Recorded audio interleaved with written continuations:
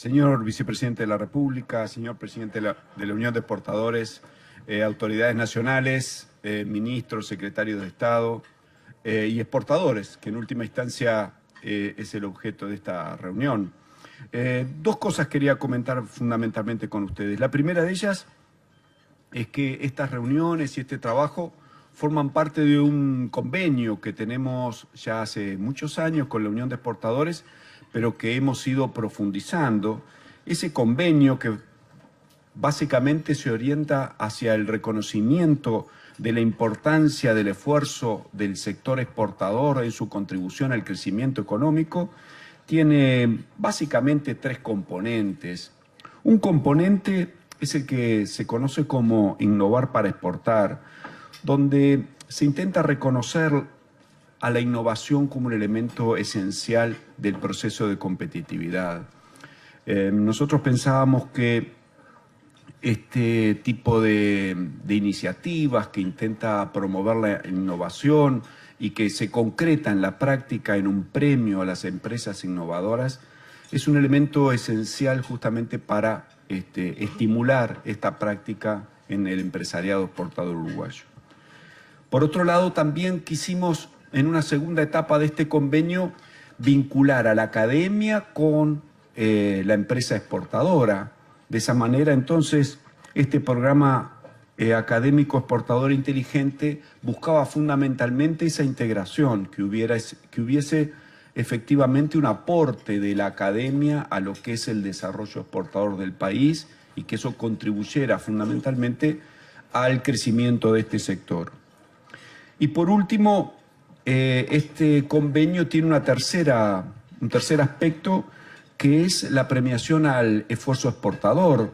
Es una actividad que se hace todos los años y que distingue a aquellos exportadores de mayor porte y a aquellos más dinámicos. Celebración que se va a hacer el próximo 4 de diciembre en la Casa Central del Banco de la República y obviamente están todos invitados. ¿Qué cosas hay nuevas en este año con respecto al pasado?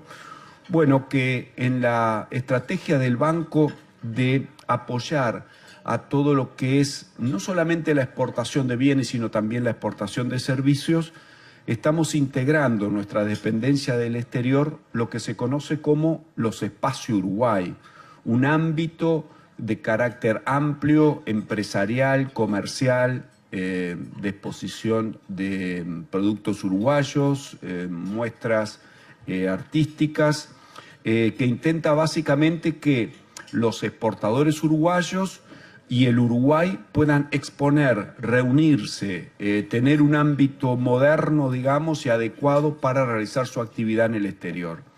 Sobre esa base, entonces, ya en el 2011 abrimos el Espacio Uruguay en la dependencia San Pablo. Y ahora, en septiembre del 2013, con la presencia del señor Presidente de la República, se inauguró el Espacio Uruguay en Buenos Aires, en Esmeralda 111, por encima de donde está la dependencia del banco. Es un espacio de 400 metros cuadrados que está disponible para todos aquellos que deseen tener una reunión, realizar una exposición y que tiene todas las comodidades y toda la modernidad necesaria como para que los uruguayos que necesiten hacer alguna actividad empresarial, alguna actividad comercial o cultural, bueno, efectivamente tengan un lugar adecuado donde realizarla, pueden hacer presentaciones y pueden realizar todo tipo de esas actividades.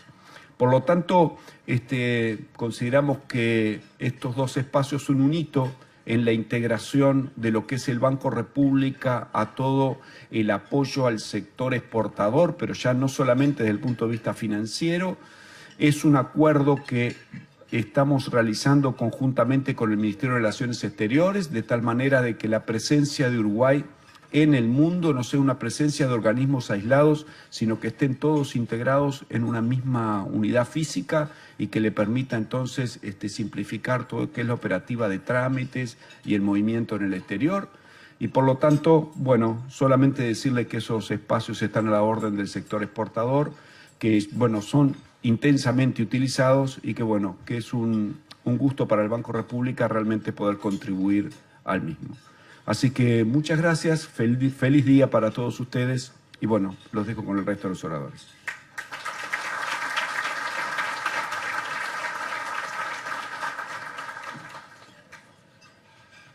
Agradecemos al presidente del Banco República, al economista Fernando Caloia, y ahora vamos a dar uso de la palabra al presidente de la Unión de Exportadores, el contador Álvaro Queijo.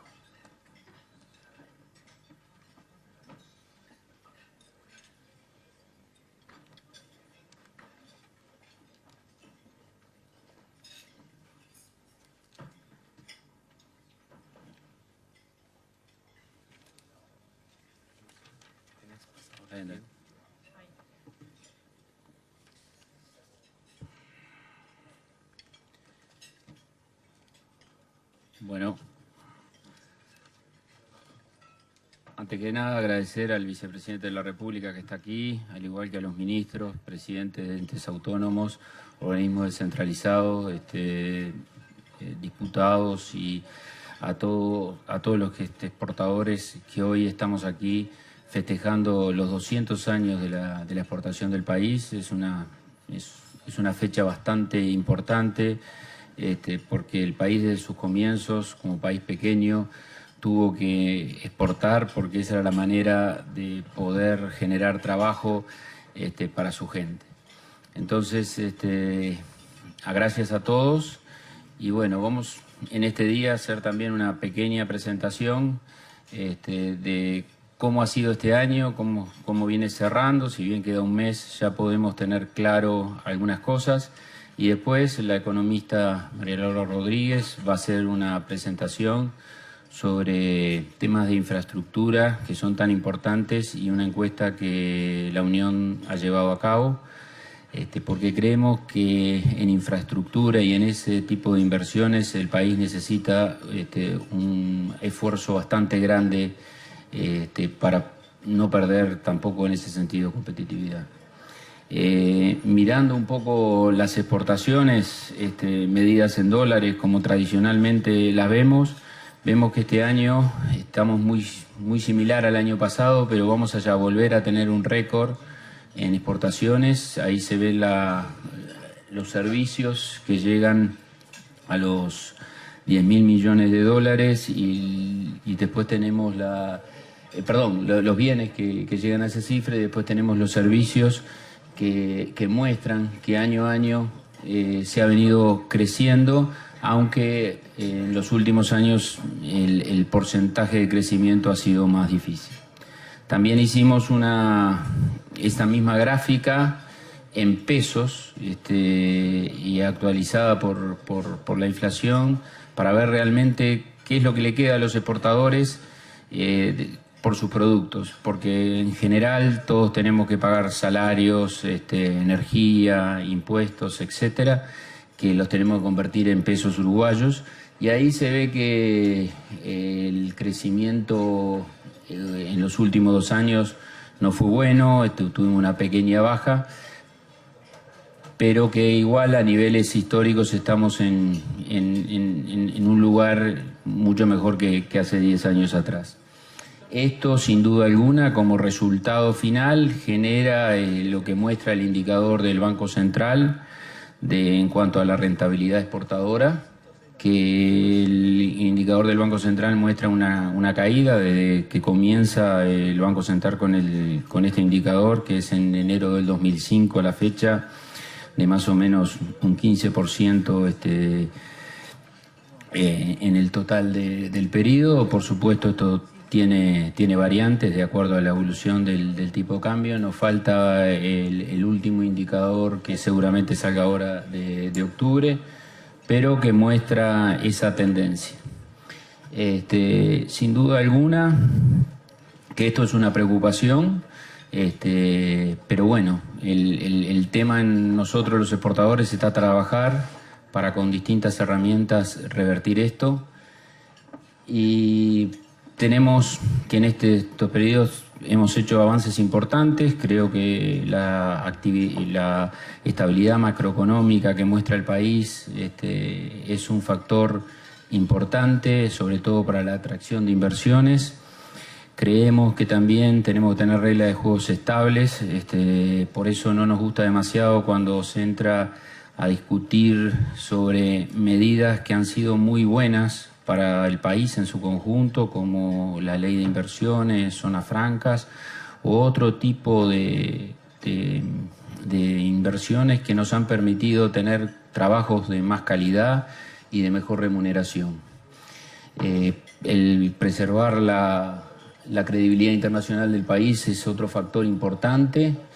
Hemos conseguido un grado inversor que mantenemos y que puede ser muy importante también cuando, sin duda alguna, capaz que en el futuro cercano tengamos más restricciones para recibir capitales, porque no bien en ese periodo que Estados Unidos anunció que iba a hacer un recorte en la política monetaria, que fue entre marzo y septiembre básicamente, vimos restringir la llegada de capitales a los países emergentes y una situación complicada que capaz que por la situación que tenemos hoy nosotros no la hemos sufrido tanto.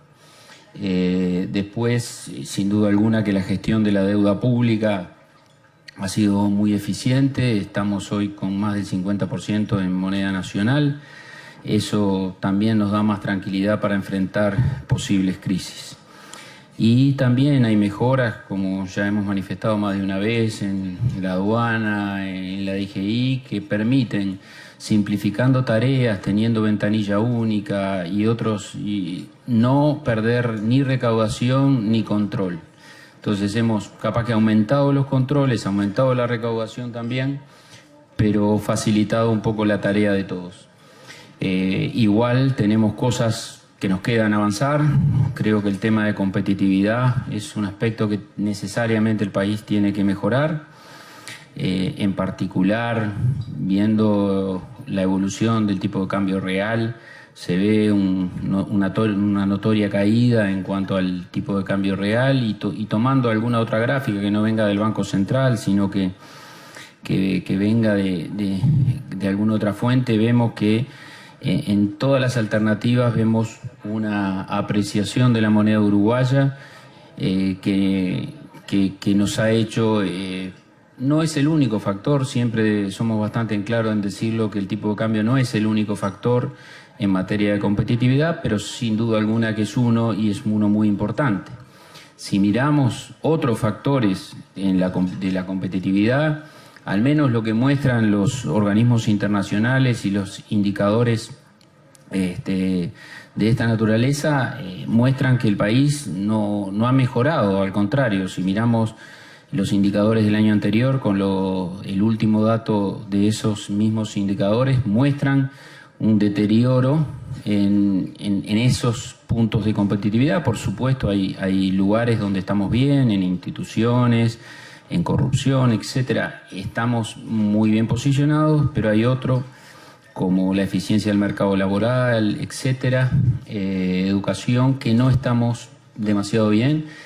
Y en resumen, en estos y otros indicadores que juegan para la competitividad, estamos en mitad de la tabla y todavía perdiendo algún puesto. Sin duda alguna que el país necesita incrementar las inversiones. Creemos que si bien hay una ley de inversiones muy buena, que ha funcionado y que ha servido para que el país crezca y para que genere más puestos de trabajo, tenemos que seguir avanzando en esa materia. Vemos ahí la inversión extranjera directa sobre el PBI. Uruguay es la franja celeste, y vemos que en los últimos años, si bien habíamos crecido significativamente hasta el 2008, en los últimos años estamos bien comparado con el resto de los países de Latinoamérica, pero digo, hay países que están mejor, caso Chile, y no tenemos una tendencia de crecimiento en cuanto a relación de inversión extranjera directa sobre PBI. Esto es muy importante porque todos sabemos que de esta manera equilibramos las cuentas, y es necesario para mantener un flujo de capitales que nos permita desarrollarnos. Por otro lado, la estrategia de inserción internacional, en particular, cómo estamos integrados con el mundo. Normalmente también en la región capaz que nos sentimos bien, pero cuando vemos la relación de exportaciones y servicios sobre PBI, nos encontramos de vuelta en mitad de tabla y sobre todo teniendo en cuenta que somos un país chico, deberíamos estar en una posición mucho más avanzada. Cuando uno ve los que realmente tienen una inserción internacional muy fuerte, son aquellos países pequeños y muy conectados con el mundo. Nosotros, por nuestro tamaño, tendríamos que estar mucho más avanzados. Si bien es cierto que está bien, cuando nos comparamos con nuestros vecinos que tienen otra posibilidad de mercado, que tienen mercados internos mucho más grandes, nos podemos sentir bien. Pero en el conjunto creo que tenemos que apuntar a un mucho mayor crecimiento de esta inserción internacional. En particular también es bueno ver que en esto hemos mejorado en cuanto a los mercados que vendemos nuestros productos.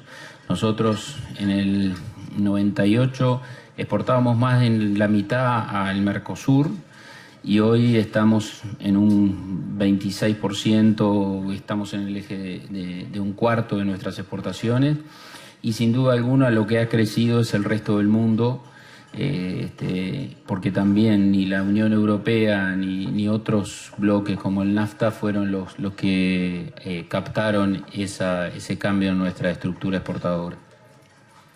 En definitiva, también quiero mencionar que hoy tuvimos una reunión anterior a esta con los presidentes de cámaras exportadoras de Argentina, Paraguay, Brasil, y hicimos un informe y una declaración en la cual pedimos a los gobiernos que solucionen sus problemas internos y que a nosotros nos interesa es generar inversiones y trabajo de calidad para nuestra gente. Y en ese marco, tratar de que el Mercosur se constituya realmente en el bloque para el cual fue creado, tratando en particular de avanzar en la relación con la Unión Europea y con otros bloques, en tener de vuelta a Paraguay integrado dentro del Mercosur, y apuntar a que fortalecer los organismos del Mercosur que permitan evitar el tipo de situaciones que se da cuando países se cierran o generan trabas para la libre circulación de los bienes y servicios de la región. Esto fue firmado por todas las cámaras y creo que el pedido es para que los gobiernos apunten en esta línea en la próxima reunión que haya del Mercosur, tratando de pensar en el desarrollo de los países, en el desarrollo del Mercosur y en la competitividad que tenemos que tener para relacionarnos con el resto del mundo. Pero que sobre todo el Mercosur no sea solamente un lugar estanco, sino que sea la base para nuestro relacionamiento con otros bloques.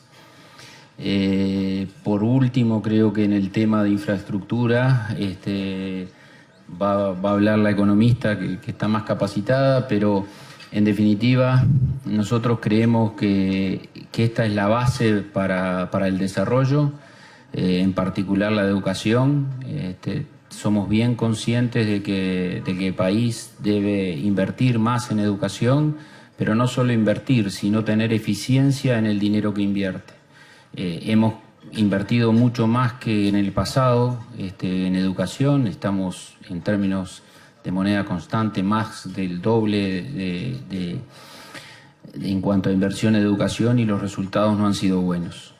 En resumen, creemos que toda la parte de infraestructura debe ser un tema a tener en cuenta para el desarrollo porque es la base de la competitividad, o sea, teniendo carreteras, puertos, trenes, funcionando eficientemente, es la verdadera competitividad que el país tiene. Lamentablemente no hemos avanzado mucho en esa materia, pero creemos que debemos enfocarnos a eso. También hemos pedido medidas que sabemos que están a estudio del gobierno, como el régimen de devolución de importaciones, sobre todo para industrias que están en problemas, que en algunos casos se ha atendido, la mejora del régimen de prefinanciación de exportaciones, tratando de no tener un costo fiscal mayor, sino una mayor eficiencia en el sistema, que también hemos presentado propuestas, y apuntar a reducción de tarifas energéticas con contrapartida, es decir, que las empresas hagan fuerte inversiones y desarrollo para ser más eficientes en el uso energético, con una contrapartida de rebaja de tarifa, nivelándola con la que puede ser en la región. Por supuesto, cuando hablamos de la región, básicamente hablamos de Brasil, porque el resto de los países sabemos que tienen distorsiones grandes en cuanto a tarifas energéticas. Y también el tema de autogestión, facilitando al máximo las posibilidades de las empresas de autogestión y de autogeneración. En particular, también no quiero terminar sin mencionar algunos temas que la Unión de Exportadoras trabaja, que, como bien decía el economista Caloya, los programas de innovación en particular creemos que es un factor importante para competir cada vez más. Temas de medio ambiente, que también se desarrollan talleres y trabajos con los exportadores, porque también en el mundo hoy cada vez más este tema se tiene en cuenta. Temas académicos como capacitación en temas de finanzas, de exportaciones, sobre todo con empresas pequeñas, cooperativas que quieren exportar. Buscar también el emprendedurismo de todos. También estamos en un trabajo de sensibilización en cuanto a conocimiento a nivel educativo de la importancia de las exportaciones. Hemos recorrido buena parte del país visitando las distintas escuelas y centros educativos del interior, explicando la importancia y la historia de las exportaciones, y yendo con empresarios que inclusive se formaron en esas mismas escuelas y en esos mismos liceos del interior, que hoy son capaz que gerentes de empresas exportadoras, transmitiéndole a los chicos cuál fue su propia historia y tratando de mostrarse como un ejemplo a seguir, que va a dinamizar la economía del país. Y también tenemos un sistema de apoyo a los exportadores. En cuanto a línea verde, quiere decir que todos los exportadores que tienen algún problema en frontera, por un camión que se tranca, por una situación complicada, tienen una línea directa en la Unión de Exportadores que se encarga de generar todas las posibilidades de solución del tema, hablando con ministerios, hablando con organismos, tratando de facilitar esto. Esto, a decir verdad, estaba funcionando muy bien. Lamentablemente, esa línea verde con nuestros hermanos argentinos no está hoy solucionando, es roja, no es verde. Y bueno, y también todo tema de estadísticas e información de cómo dudas que pueden tener los exportadores. En resumen, Uruguay puede y debe lograr la mejora de calidad de vida de su gente. Estamos totalmente convencidos que podemos seguir avanzando, y en este caso el camino no es la recompensa. Creemos que el camino es la exportación y cada vez generar más fuentes de trabajo y fuentes de calidad de trabajo. En resumen, esto es lo que teníamos para decirle. Ahora la economista María Laura va a dar un informe más completo de lo que fue esa encuesta sobre infraestructura, y ya sabemos que el contador Enrique Iglesias está llegando, así que vamos a tener realmente el plato fuerte con él. Muchas gracias a todos y estamos a las órdenes.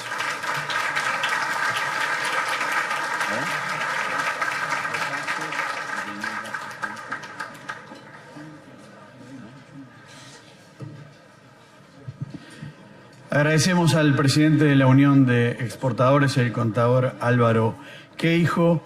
Y ahora va a hablar la economista María Laura Rodríguez de la Unión de Exportadores, recién lo anunciaba el propio Queijo, va a dar a conocer y va a comentar los resultados de una encuesta realizada ante los exportadores acerca del tema de la infraestructura. Les recuerdo que todos tienen a disposición unas libretas para realizar preguntas que se les van a recoger en las mesas por si quieren realizarlas a cualquiera de los participantes del panel.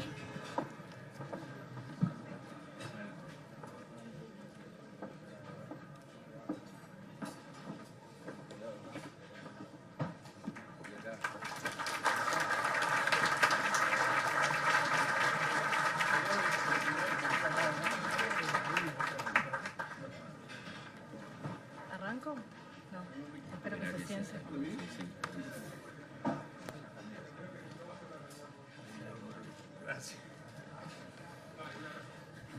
Bueno, ya se lo dieron ustedes. Como verán, acaba de llegar don Enrique Iglesias, secretario general iberoamericano, como decíamos hoy, un lujo de invitado.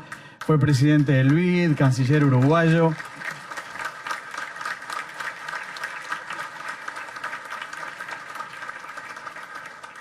Le agradecemos su presencia acá, en su agenda siempre apretada, no solo en Montevideo, sino en todas partes. Y bueno, va a ser quien va a cerrar el acto después de que la economista Rodríguez nos dé a conocer la encuesta de lo que habíamos anunciado.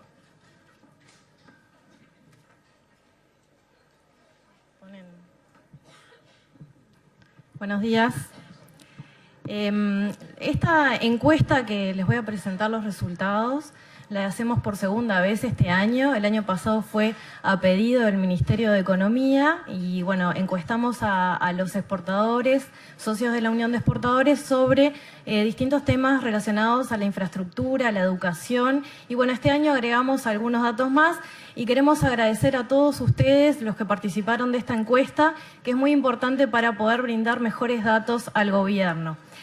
Primero que nada, es muy breve la presentación, simplemente comentarles que para los exportadores hoy por hoy la educación y la infraestructura resultan los temas más importantes. Acá simplemente está listado el porcentaje de los encuestados que contestaron como tema más importante o importante para la inversión en infraestructura, digamos, y en educación. La innovación, que también fue consultada, la generación energética, la gestión ambiental, el financiamiento, la tecnología de información, son todos aspectos también importantes, pero que lo más relevante hoy es la infraestructura y la educación. En cuanto a la infraestructura, tenemos que las carreteras y los puertos son los más utilizados, por lo tanto, dentro de lo que sería infraestructura sería lo más importante de invertir en el momento. Y la mayoría considera que la infraestructura en carreteras y puertos es la que requiere mejoras más prontamente. En cuanto a los temas vinculados a las relaciones laborales, tenemos que el 70% contestó que ha tenido dificultades en la contratación de personal. La contratación de personal es difícil tanto en el interior del país como en Montevideo y está repartido tanto dificultades para aquellos puestos que requieren mayor calificación media y calificación baja. Consultados sobre si las reglas laborales son claras, el 58% dijo que no, que hay muchas dificultades en interpretar y gestionar las relaciones laborales y esa incertidumbre que generan las reglas laborales genera una ineficiencia para la mayoría de los exportadores en niveles altos o medios. Siguiendo con las relaciones laborales, tenemos que tanto el tema de la posibilidad de una ocupación de la empresa como el hecho de ajustar los salarios sin una base de productividad, el hecho de tener que fijar todos los salarios en función de lo que surja de los consejos de salarios, el hecho de no poder tener una mayor flexibilidad a la hora de contratar y despedir trabajadores, son todos temas que inciden en esa ineficiencia vinculada a las relaciones laborales, que eso surge también, como mostraba Keijo, en indicadores como el del Foro Económico Mundial, que siempre es mencionado como un tema a mejorar. También el Ministerio de Economía nos había solicitado que consultáramos a los exportadores sobre por qué no usan los beneficios que existen. Nosotros consultamos el año pasado sobre el INEFOP y la mayoría de las empresas no lo conocían y los que lo conocían no les había sido demasiado útil o había sido engorroso utilizarlo. Una vez más consultamos y encontramos que la mayoría de las empresas no conocen los beneficios existentes, tanto del INEFOP como verán en la gráfica más abajo. El ProExport, ProTix, FODIME, ProPat, son todos programas que están a disposición de los exportadores y que estamos con todo gusto disponibles para ayudarlos a poder sacar provecho de ellos. La ley de inversiones es lo más utilizado, lo más conocido y es lo más categorizado como más positivo dentro de los beneficios que existen para los exportadores. Por lo tanto, entendemos desde la Unión de Exportadores que debe mantenerse la ley de inversiones como existe y tal vez mejorarse, pero mantenerse. En cuanto a la consulta sobre la gestión de la innovación y la gestión ambiental, la mayoría de las empresas consideran que tienen una metodología para la gestión ambiental, que es uno de los programas que nosotros manejamos. El 85% contestó que sí y el 48% dijo que tiene una metodología para la gestión de la innovación. En tanto que en relación a la energía, consideran que el abastecimiento de la energía puede ser un problema para el futuro y también algunos consideran que ya es un problema hoy. Muchos de ellos ya están trabajando en energías renovables y les gustaría tener facilidades para seguir trabajando en energías renovables en la empresa. En cuanto al financiamiento, la mayoría, el 63%, contestó que no es un problema, pero el 31% contestó que sí, y ahí están nucleadas básicamente las empresas más chicas.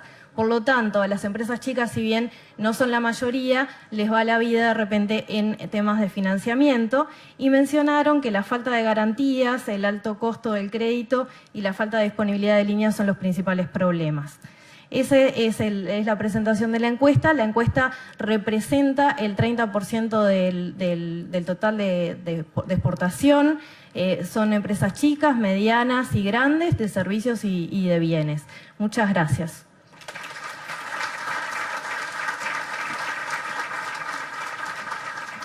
Agradecemos a la economista María Laura Rodríguez. Queremos decirles que antes de escuchar al contador Enrique Iglesias, a don Enrique Iglesias, hablar sobre las grandes tendencias del comercio mundial, el presidente de la Unión de Exportadores, Álvaro Keijo, le va a entregar una obra del reconocido artista uruguayo recientemente fallecido, el escultor Enrique Broglia. Broglia nació en Montevideo en el año 42, falleció hace pocos días, el 17 de septiembre de 2013, al otro día de su cumpleaños. Es un hombre que ha tenido una vasta trayectoria, tiene exposiciones de obras en muchos lugares del mundo, Estados Unidos, varios países de Europa, Francia, Italia, entre otros. Vivió en Mallorca desde el comienzo de los 80, en el año 96 volvió al Uruguay y bueno, como decía al comienzo, falleció hace pocos días. Entonces el presidente de la Unión de Exportadores va a hacer entrega de esta obra a don Enrique Iglesias en reconocimiento a su presencia aquí. Se la guardamos para que la entregamos después.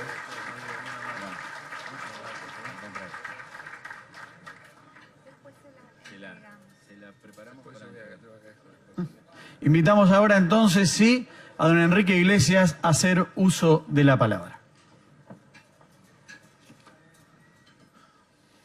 Bueno, muy buenas tardes. Lamento la llegada tarde, un largo viaje desde Madrid con 2 interrupciones que fueron consumidoras de mucho tiempo. Estoy muy contento de haber llegado a la hora, a la buena hora, de manera que, presidente, muchas gracias, presidente, por la invitación, querido vicepresidente, estimado presidente. Veo que hay ministros, amigos, viceministros y sobre todo muchas personas, viejos conocidos, que me da mucho gusto volver a encontrarlos.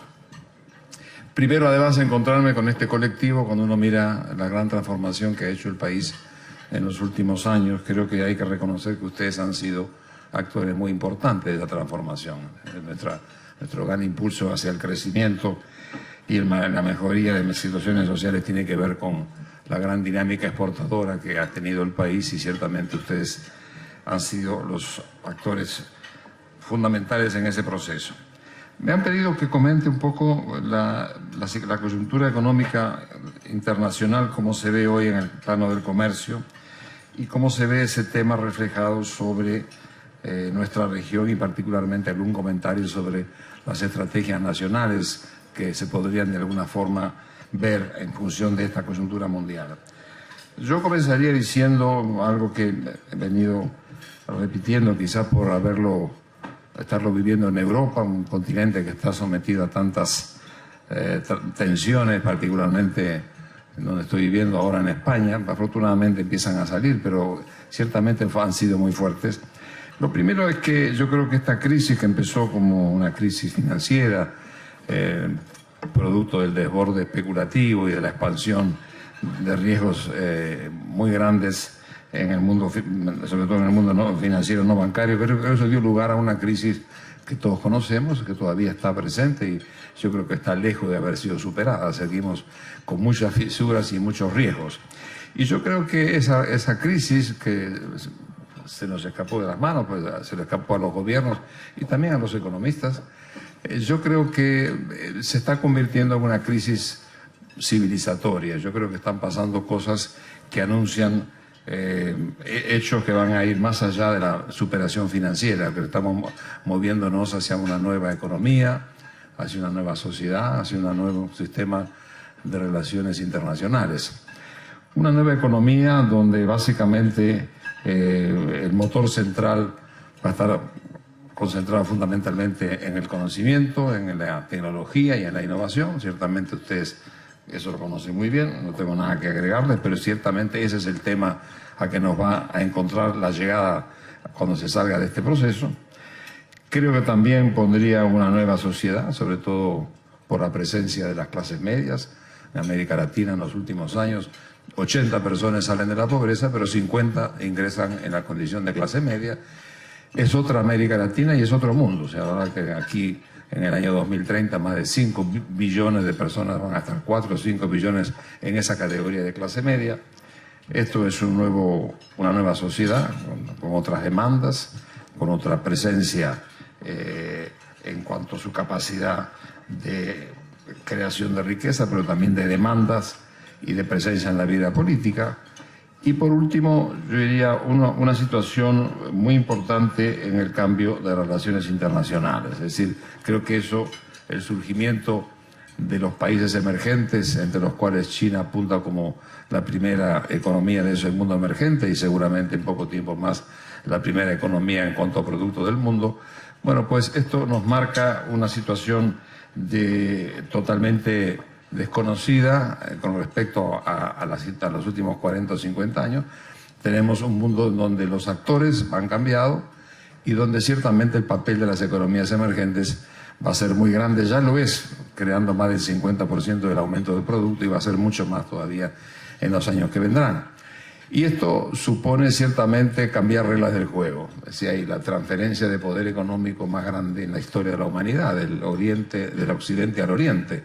En todo ese campo vamos a tener la necesidad de fijar nuevas reglas del equilibrio económico mundial y nuevas reglas también dentro de los organismos internacionales. Yo creo que en ese sentido lo que se está previendo es que habrá que pensar en una nueva forma de gobernanza mundial orientado por estos cambios tan importantes y tan imprevistos respecto a la historia de los últimos 30 o 40 años.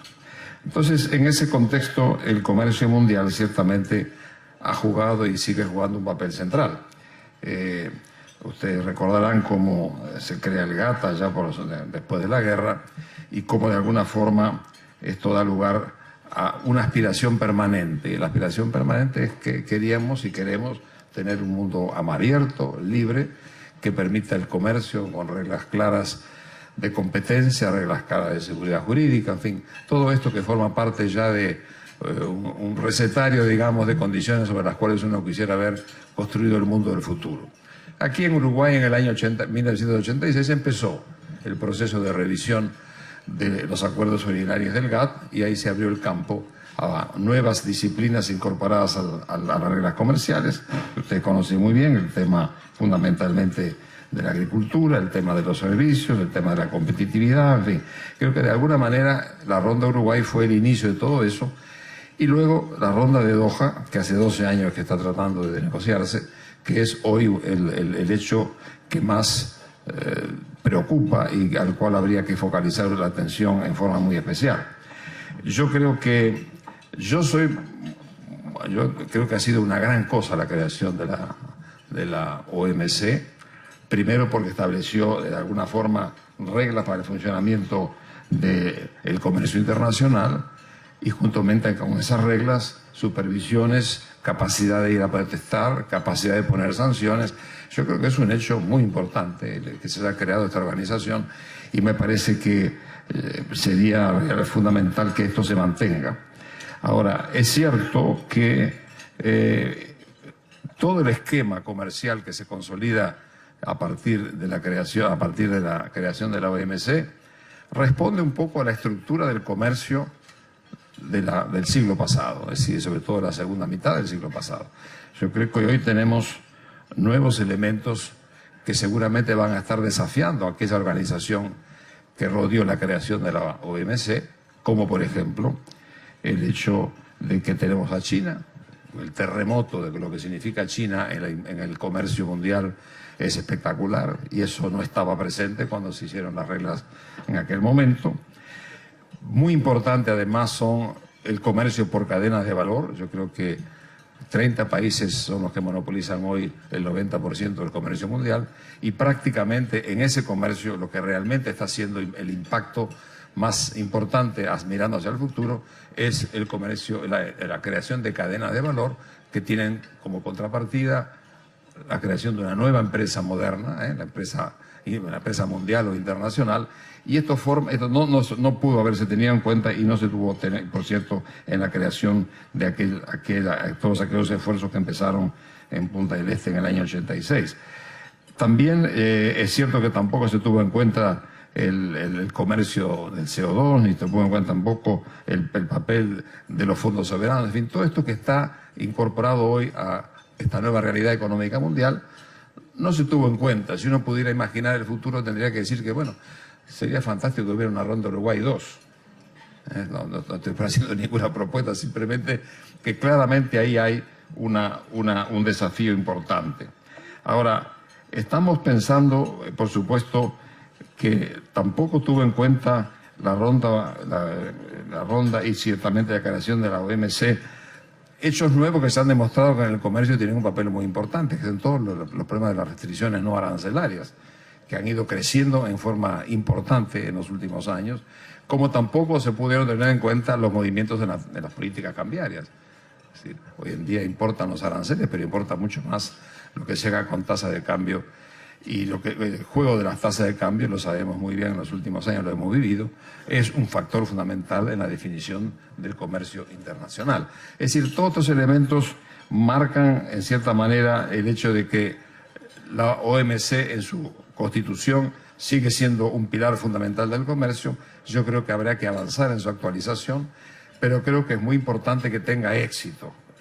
Estamos ahora en este momento frente a la reunión de Bali, que va a tener lugar en un par de semanas. Había una expectativa favorable con respecto a que se pudiera haber creado una negociación. El embajador Acevedo avanzó bastante en cuanto a problemas de comercio fronterizo, a los problemas agrícolas, pero aparentemente el otro día declaró que habían fracasado. Yo espero que en la reunión ministerial que va a tener lugar en 2 semanas se rescate, porque sería muy importante que este pilar del comercio mundial, que de alguna forma refleja la convicción de que tenemos que tener a alguien que sea un poco vigilante del funcionamiento del comercio libre en el mundo, esté presente y se refuerce. De manera que ese primer tema que me parece que había que poner de relieve es muy importante, que las negociaciones en Bali tengan algún tipo de resultado para mantener esa estructura como digo, que empezó aquí en el Uruguay, que evolucionó para la creación de lo que es la hoy la OMC. El segundo tema con respecto a la reflexión del comercio mundial lo tiene este surgimiento de los mega acuerdos, de los cuales hay dos en particular que ustedes conocen. Uno es la iniciativa Europa-Estados Unidos y el otro es el tratado, el TTP, el Tratado del Trans-Pacific Partnership, que abarca a 12 países. Y me gustaría hacer muy breves comentarios, pero creo que son dos cosas muy importantes que están hoy arriba de la mesa.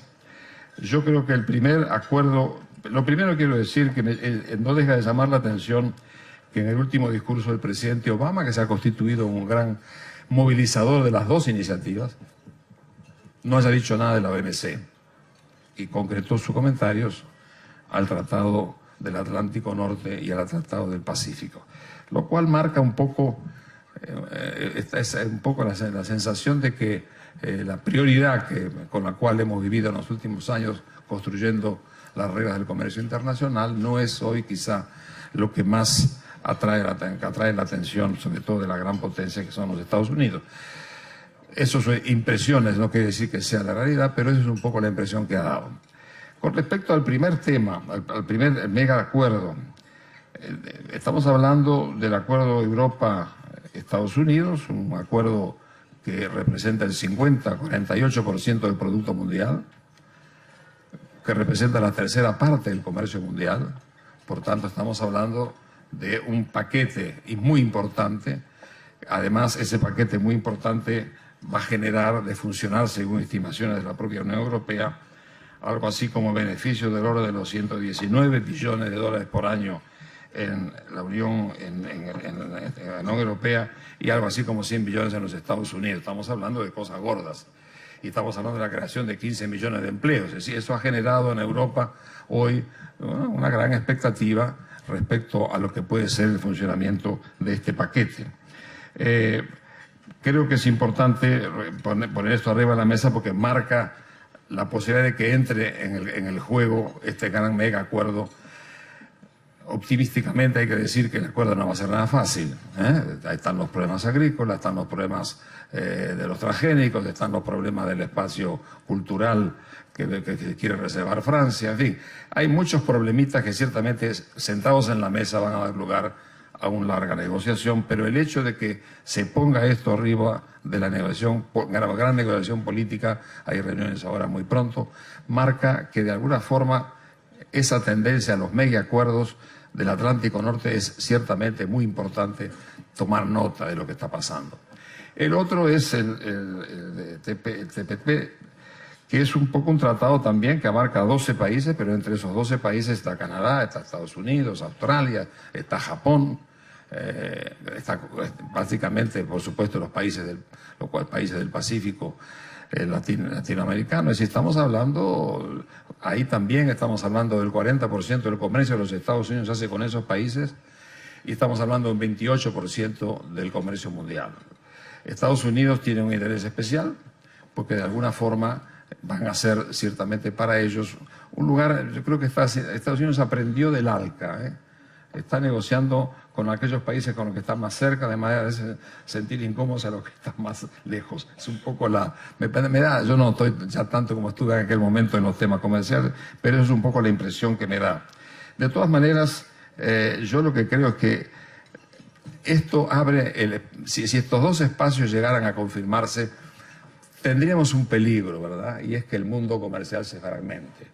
Yo creo que eso es una mala noticia. Es decir, yo personalmente tenemos un poco la filosofía de los países pequeños que aspiramos a un mundo abierto, pero una fragmentación de este tipo no creo que sería positivo, porque los temas comerciales también anticipan temas políticos o viceversa, ¿no? De manera que de alguna forma detrás de esto el objetivo de contener a China es muy claro. Pero además de eso, lo que ahí se acuerde van a significar reglas que se van a imponer al resto del mundo. Hay 35.000 medidas que los europeos tienen negociados en su comercio que van a tener que ser simplificadas, pero todo lo que se acuerde ahí se va a imponer al resto del comercio mundial. Entonces, de alguna forma, lo que pasa en estos dos grandes tratados es un hecho muy importante. Y claro, lo que surge de inmediato es la pregunta, ¿y qué hacemos nosotros en el Atlántico Sur? Esa es una pregunta que se hace sobre todo, y es un gran debate que hay hoy, como ustedes saben. No sé si tenemos amigos del Brasil aquí, pero estaba muy presente en San Pablo, en la fiesta. Hay una inquietud muy grande por el hecho de que si estos dos tratados se confirman, sobre todo el Tratado del Atlántico Norte, la pregunta de dónde quedamos es importante. Y además, recordemos que hoy hay 11 países en América Latina, en la costa pacífica, que tienen tratados comerciales con Estados Unidos y con Europa. Quiere decir que en una eventual negociación estos países van a tener una posición especial respecto a ese megatratado del Atlántico Norte. Estados Unidos no ha querido que participen en ningún proceso negociador, ha dicho que para más tarde, pero claramente si se confirmara el Tratado del Norte, pues habrá una posición privilegiada para los 11 países que ya tienen acuerdos de libre comercio con Estados Unidos y con Europa. De manera que este para mí es un tema importante. Yo creo que va a tener impacto, como digo, en el comercio mundial, y la preocupación es que esa fragmentación del mundo termine con la gran ilusión que ha sido la creación de la OMC y unas reglas del comercio mundial objetivas. Yo no sé, esa es una observación de carácter general que creo que vale la pena recoger. Ahora, ¿cómo se ve? Ya vamos a entrar en terrenos un poco más complicados, las perspectivas de todo esto sobre el comercio mundial, sobre el comercio regional. Bueno, yo recuerdo cuando estuve presente aquí en el año 59, cuando se creó en el Hotel Radisson, en aquella época de Victoria Plaza, cuando partió la LALCA. La verdad que nuestra generación, la de Danilo es más joven que yo, pero de todas maneras, era de una gran esperanza. Nosotros todos, la verdad que creímos en la LALCA, era la apertura finalmente de la América Latina reencontrada con su destino, que era crear un gran esquema de integración regional. Bueno, la verdad es que no nos fue tan bien, es decir, es aquel esquema, entramos un poco en lo que Félix Peña, este gran analista de los temas comerciales, llama la curva del desencanto. Subimos y luego empezamos a desencantarnos. Hubo que crear en el 80 la LADI.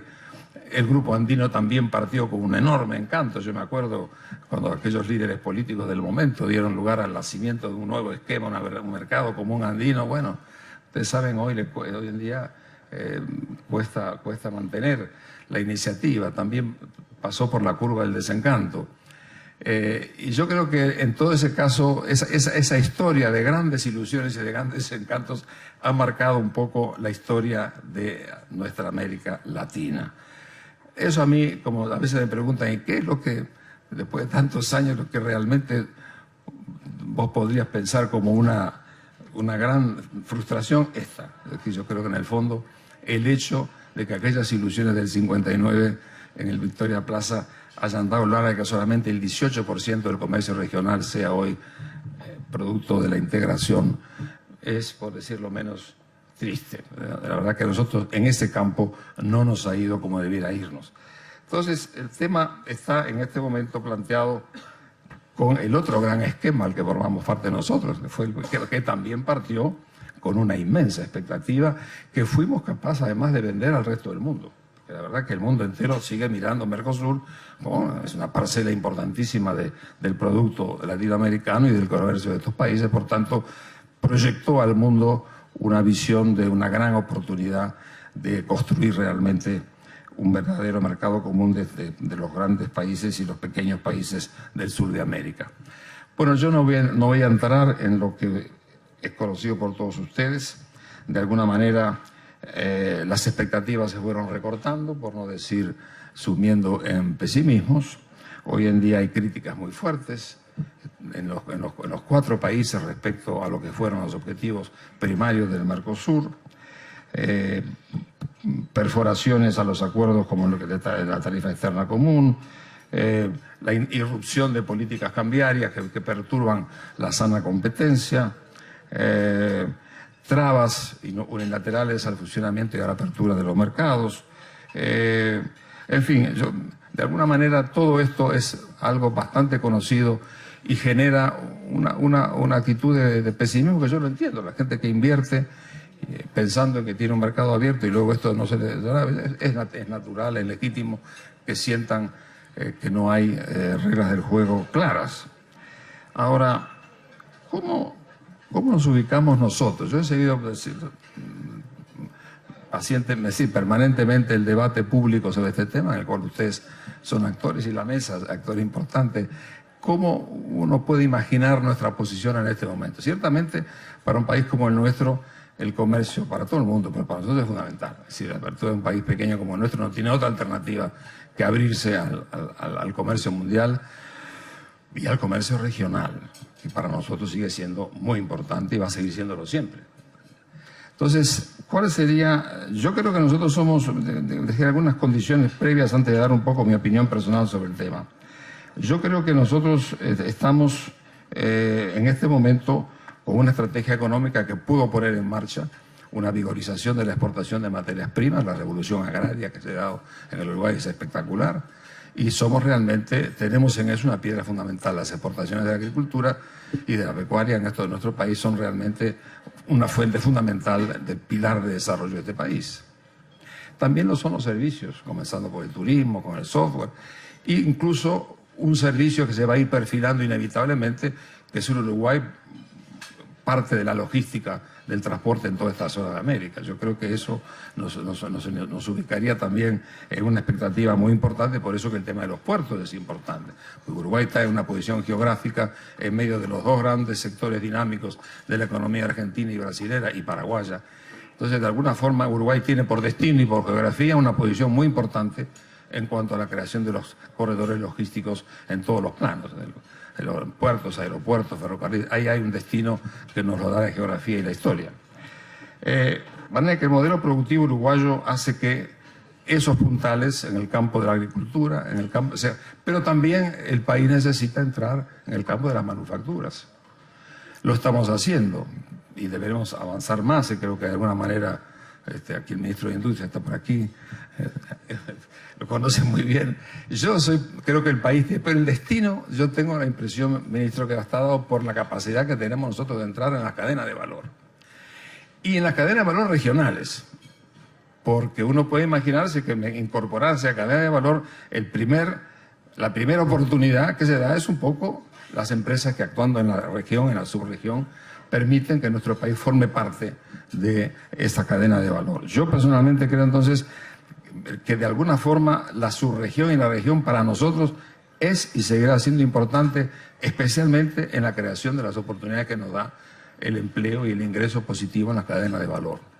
Si así fuera, entonces, yo diría, ¿cuál es la posición respecto al Mercosur? Bueno, yo debo decir que yo soy partidario de que nos quedemos en el Mercosur. ¿Por qué yo creo? Por las razones que acabo de decir, por la geografía, por la historia, porque en las relaciones nuestras con los países vecinos no son solamente comerciales, son relaciones políticas, sociales, humanas. Y en ese contexto a mí me da la impresión que irnos del Mercosur es como irnos de la geografía, es medio complicado. Entonces yo creo que la ilusión original hay que atemperarla y ponerla enfrente de las realidades, pero personalmente yo creo que el tema ahora no es este Mercosur. Y tampoco evitando que el país se proyecte a todas las partes del mundo. Cuando me dicen a mí que hay 140 países que son destino de la producción de carne del Uruguay, yo me impresiono. O sea, que decir que el país tiene capacidad de ingresar al resto del mundo con sus productos. Yo creo que el tema en este momento me parece a mí que pasa por el hecho de flexibilizar las reglas del juego que se dan hoy en el Mercosur. Yo prefiero la flexibilización de los compromisos y no la violación de los compromisos, porque los segundos llevan a la frustración y al desencanto. En cambio, si realmente reconocemos que a veces se nos ha ido la mano en cuanto a objetivos excesivamente ambiciosos, yo creo que hay que revisarlos, abrir flexibilidad en todos los campos y mantener la estructura con algún tipo de preferencia para el comercio de la subregión. Pero creo que el Mercosur como unidad debe formar una alternativa, ya lo es, una alternativa importante para el país. Creo que es muy importante algunas cosas que se acaban de discutir ahora, el tema de la infraestructura. Yo creo que nosotros debiéramos afinar en la infraestructura y en los corredores logísticos, uno de los grandes objetivos de nuestra de nuestra presencia y de nuestro estímulo que nos puede dar la creación de una red mucho más integrada de carreteras, ferrocarriles, puertos o aeropuertos. Lo mismo puedo decir de todo el campo energético, donde realmente el Mercosur no tiene una alternativa, tiene toda esta zona es particularmente dotada por la naturaleza. Ahora, yo lo que creo es que muchas veces me da la impresión, y lo mismo pasa con los otros organismos de cooperación regional que se han creado en los últimos años, que son muy importantes. Yo creo que es muy importante que América Latina tenga un foro donde se discutan temas generales, temas políticos, que nos presentemos unidos. Pero junto con el debate político hay que tener un debate económico, porque si no, la cosa no funciona. Tengo la impresión que a veces en los acuerdos comerciales, donde hay temas políticos, porque no se puede evitar, el comercio es también política, muchas veces se ha privilegiado mucho más los aspectos políticos, los aspectos de llegar a cosas concretas en materia comercial. Me parece que es importante rescatar la necesidad de avanzar con ciertos criterios económicos junto con tener en cuenta los debates políticos, que son los que atraen normalmente buena parte del tiempo de estos acuerdos. Ahora, yo pienso que en esta materia tenemos un momento particular ahora. Y eso lo están viviendo muy toda la región y sobre todo se está viviendo mucho en el debate en el Brasil y en la Argentina. Nosotros tenemos, vuelvo a lo que dije anteriormente, en esa nueva visión del mundo fragmentado. Nosotros tenemos que buscar la manera de ingresar en alguno de esos acuerdos de alguna forma. Yo creo que el acuerdo del Mercosur con la Unión Europea es muy importante. Y especialmente hacerlo antes de que hagan el acuerdo, si es que sale el acuerdo con Estados Unidos. En ese contexto estamos ahora presentando las listas. Yo creo que hay un debate muy fuerte respecto a este tema. Veo un poco de la discusión en la empresa brasilera, donde realmente están muy preocupados de poder quedar afuera de esta opción y avanzar con distintos ritmos, con distintas velocidades. Bueno, yo creo que lo ideal es que vayamos los cuatro. Yo creo que eso es lo que nos daría una fuerza mayor negociadora.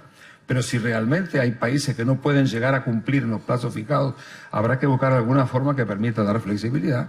Pero lo importante es que el Mercosur haga un acuerdo con Europa y que eso forme parte de una estrategia colectiva donde haya un diálogo compartido y se pueda realmente avanzar. Dicho esto, por último me gustaría, y para terminar, se ha dicho un poco largo ya, quiero decirles a ustedes lo siguiente, recordar a las empresas esto, los acuerdos comerciales que son muchísimos. En este momento de los 520 acuerdos en negociación hay 370 acuerdos de libre comercio en este momento en funcionamiento. Eso que se habla de que tenemos un plato de espagueti, de verdad, son relaciones. De manera que de alguna forma el tema de la realización de un avance en esta materia es importante y yo espero que lo podamos cumplir. Pero me gustaría terminar diciendo lo siguiente. La oportunidad no está simplemente dada por un acuerdo comercial más o menos bien negociado. Las empresas tienen que hacer un esfuerzo muy importante de productividad y de competitividad. Ese desafío de la innovación que me decía que habló anteriormente, yo creo que es muy importante. Nosotros necesitamos un empresariado que realmente responda a ese estímulo que significa la introducción de la innovación en todos los campos para poder competir mejor. Es decir, que el acuerdo no sustituye, sino que por el contrario potencia ese tipo de responsabilidades y de desafíos que tiene la empresa, como tienen también el Estado para fijar reglas del juego claras dentro de las cuales se puedan mover los empresarios. Bueno, yo creo que no les he dicho nada nuevo, pero lo importante es que creo que en su momento es muy significativo para nosotros. Creo que la región, yo a veces siempre digo, si uno toma con un compás 2.000 kilómetros de Montevideo, yo creo que en ese espacio geográfico se debe estar produciendo más del 50% del producto de América Latina. Porque estamos cerca de la zona dinámica de Argentina, la zona dinámica del Brasil, el Paraguay. Bueno, a mí me parece que eso debe ser un hábitat. Cuando a veces en Europa me dicen, bueno, pues ustedes avanzaron un poco en la integración. Digo, es verdad, pero ¿sabe quién está avanzando? Los empresarios. Porque cuando hay 500 empresas multilatinas que dentro de este contexto político, con esta regla del juego, con estas violaciones y perforaciones de los tratados, son capaces de apostar al mercado regional, es porque hay un mercado regional. Y en el mundo que vendrá, un mercado regional que ya son 6 trillones de dólares, es un mercado que cuenta. Y pensar que nosotros podemos de alguna manera ignorar ese mercado, yo creo que sería un error histórico muy grande. Entonces, de alguna forma, lo regional y el hecho de que haya 500 empresas generando inversiones en todos los países con esta regla del juego, me reafirma de que de alguna manera el tema de aprovechar el mercado regional es importante, no para aislarnos, sino para competir mejor afuera y formar parte de las cadenas de valor regionales, pero también mundiales. Bueno, nada más. Muchas gracias.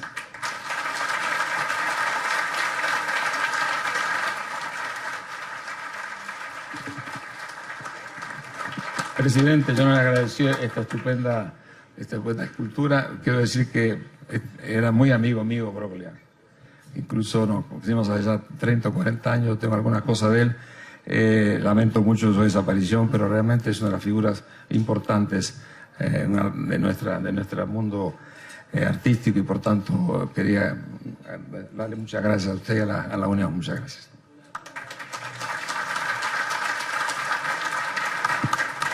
Agradecemos muchísimo a don Enrique Iglesias su aporte siempre, que nos abre mucha luz sobre lo que está pasando. Y ahora vamos a hacer algunas preguntas. Algunas han llegado del público. Yo no resisto la tentación de hacerle un par de preguntas al comienzo al propio Enrique Iglesias. La primera es si le parece realista en este momento del Mercosur, con este Mercosur, un acuerdo entre Mercosur y la Unión Europea del que se habla, incluso la eventualidad de que es sin Argentina, ¿no? Bueno, yo creo que en cierta manera esa pregunta la van a responder los dos grandes países que son los que tienen en cierta manera la clave para dar la respuesta. Yo veo en el caso concreto de Brasil una gran ansiedad por parte de la empresa brasilera respecto a no cerrar un acuerdo con Europa en estos momentos. Y pienso que si eso realmente, en la reacción ha sido siempre, en el caso del gobierno, de privilegiar y apostar un poco a lo que significa la unión política. Hay que recordar que el Mercosur es además una unión política y nosotros conocimos tiempos donde realmente la falta de solidaridad dio lugar a grandes peligros. Entonces, de alguna manera, en el gobierno ha habido una preferencia por mantener la unidad política, aunque ciertamente las relaciones comerciales pasaban por momentos de tensión.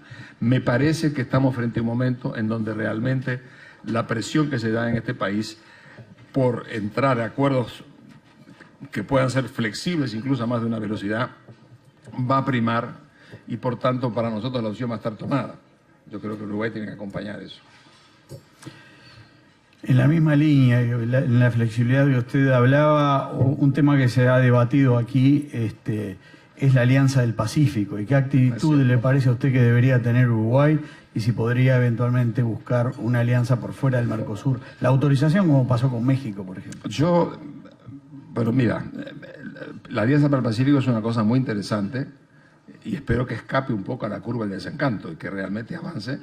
Son 4 países en la partida que tienen estructuras económicas similares, relaciones Estado-empresa privada similares, relaciones las 4 con Estados Unidos y con la Unión Europea, es decir, están en un plano de estructuras compartidas que facilita un poco, y me parece una visión inteligente. El comercio es muy poco, es el 4% del comercio total entre esos países, porque claro, está Estados Unidos con México, que domina. Entonces los porcentajes son muy volcados a privilegiar un poco ese comercio, pero creo que hay 4%, pero abre el campo a la inversión y abre el campo a una presencia más o menos concertada en el Tratado del Pacífico. Yo tengo la impresión, sin embargo, que nosotros no debiéramos dejar que América Latina se nos fragmente como consecuencia de las visiones que se están dando en los megacuerdos internacionales. Yo pienso que ha hecho bien el Uruguay de presentarse como observador y yo creo que no debía ser el tratado un óbice para que de alguna manera los países del Atlántico pudieran asociarse de alguna manera. Yo creo que el tratado no debía excluir la posibilidad de cualquier país de la región pueda asociarse en alguna forma. Yo creo que eso sería muy bueno para ellos y también para América Latina. Lo peor que nos podría pasar, yo soy viejo latinoamericano, es que se nos divida América Latina por fuerzas que vienen de afuera y que de alguna manera significan tentaciones que serían muy malas para el futuro de la región. Yo no concibo una región desintegrada, como no concibo, por ejemplo, que México no esté cerca permanentemente. No hay historia sin México en América Latina, por ejemplo. Entonces, y ese concepto que nosotros lo alimentamos, nuestra generación vivió cultivando eso. Los líderes del momento eran líderes que tenían una visión de esa... Eso que tiene algo romántico, sí lo tiene, pero tiene algo de verdad. Nosotros formamos parte de una aventura común en la historia y en la geografía, y eso hay que respetarlo. Ahora, hay reglas de racionalidad económica que hay que mantener, pero ¿por qué no puede ser que los países del Atlántico formen parte de alguna manera de asociación? Yo me lo pregunto, yo no encuentro una razón objetiva. Yo creo que sería grave que nos dividamos y tiene que haber una oportunidad. Sobre el mismo tema, dirigentes del PIT-CNT que están aquí presentes dicen que tomando nota de los acuerdos, los megacuerdos que usted ha referido, si los países de América no deberían fortalecer UNASUR como alternativa. Mire, yo creo que tenemos, sí, yo creo que tenemos 4 acuerdos en este momento y de los cuales ninguno marcha muy bien. Quizás Centroamérica es el único que se ha mantenido, pero en el Caribe están pasando con problemas. Pacífico ya lo sabemos que está, el Mercosur lo mismo. Yo creo que por eso digo que estos desencantos sumados generan una visión pesimista de la región. Yo creo que hay que vencer esa visión. Me parece muy bien que haya acuerdos de tipo colectivo. Yo espero que estos organismos políticos como CELAC, que es muy importante, y como UNASUR, que de alguna manera sirvan para fortalecer divisiones económicas concertadas. Es decir, yo creo que políticamente nos presentamos ante el mundo con vocación de unidad, pero económicamente no hemos avanzado en la concertación de que los 4 acuerdos tengan formas y cosas comunes para actuar. De manera que yo diría, sí, yo creo que hay que usar al máximo la existencia de estas nuevas aventuras políticas para que de alguna forma se tomen decisiones en lo económico. Algo más de político hay que aterrizar en decisiones concretas en lo económico. Al presidente de la Unión de Exportadores se le pregunta, en el foro de ACDE se dijo que no hay atraso cambiario, un tema reiterado en todas estas cosas. ¿Qué opina? Esos temitas, siempre hemos tenido ese tema. Cuando yo vengo de afuera y compro acá me parece que ha habido atraso cambiario. Ahora cuando estoy en el país me parece que el asunto no es tan claro. Mire, yo creo que ese es un tema que hay que tener cuidado, porque ciertamente nosotros desde la CEPAL siempre sostuvimos que el tipo de cambio tiene que ser en lo posible lo más holgado posible, pero también es cierto que el tipo de cambio se convierte en un factor de disciplina interno que tampoco es de despreciar. De manera que yo diría que en este momento me da la impresión de que es una respuesta que yo no le puedo dar en definitiva, pero como le digo, cuando vengo de afuera me da la impresión que hay, porque cuesta todo muy caro. Pero cuando estoy adentro me doy cuenta que también está el problema de que hemos evitado caer en presiones inflacionarias, y creo que hay que tener en cuenta que el tipo de cambio es un factor muy importante que estimula el surgimiento de las nuevas actividades económicas, y por eso que hablo un poco de la holgura del tipo de cambio. Álvaro, ¿qué dijo? ¿Qué opina de esto? A ver, hubiera sido bueno que la contestación fuera de Enrique.